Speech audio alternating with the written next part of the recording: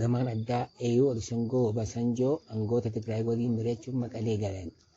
Pireezidaantii duraanii Naayijeeriyaa Olusengoo Obasanjoo itti aantuun pireezidaantii duraanii Afrikaa Kibbaa Firoomiizaa Milaamboo Naguukaa aangoota TPLF waliin marii taasisuuf har'a Sadaasa 24 bara 2022 magaalaa guddoo naannoo Tigraay Maqalee galan. Isaan Maqalee qaqqabanittis durataan TPLF Dabratsiyoon Gabramikaa'el dabalatee aangoonni naannichaa simataniiru. Olusengoo Obasanjoo Firoomiizaa Milaamboo Naguukaa pireezidaantiin duraanii Keeniyaa Uhuru Kenyaattaan wal ta'uun marii nagaa mootummaa Itoophiyaa fi TPLF waliigaltee gahee gamtaa Afrikaa bakka bu'uun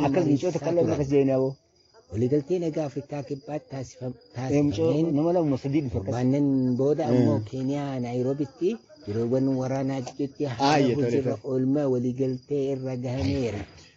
Erga waliigalteen waraanaa dhaabuu mootummaa federaalaa fi TPLF gidduutti Sadaasa 2 taasifameen booda Obasanjoo fi Milaamboo Naguukaa gara naannoo Tigraay yoo imalan kun kan jalqabaati.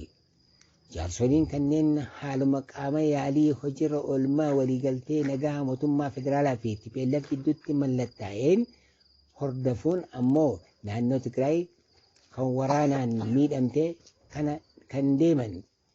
Jarreen kanneen turtii isaanii aangoota Tigraay waliin Maqaletti marii akka taasisan miidiyaan naannichaa gabaaseera. Obasanjoon haasaa taasisaniin biyyi kamuu biyya biraa lafa isaa irraa akka jiraatuuf hin fedhu. Nutis dhimma kanaaf kaan waliin mari'achuuf asitti argamne jechuudhaan TV naannichaatti gabaaseera. Wayita waliigalteen dureewwan waraanaa qaamolee lameenii gidduutti Naayiroobitti mallatteeffametti Obasanjoon deeggarsa namoota boruu irraa kaasee naannicha galuu qabaata jedhameen hanga yoonaatti deeggarsi nyaataa, qorichaa fi meeshaalee barbaachisoo ta'an qaqqabaa fedhii naannichaa keessa jiru kan wal hin madaallee jedhanii naannoo Tigraay kan waggoota lamaan dabraniif waraana keessatti gaggeeffamaa ture. Deeggarsi namoota danqamuun uummata hanqina nyaataaf qorichaatiin hubamaa jiraachuu dabalee gargaarsi gahuu akka qabu ibsaniiti jiran. Qaamoleen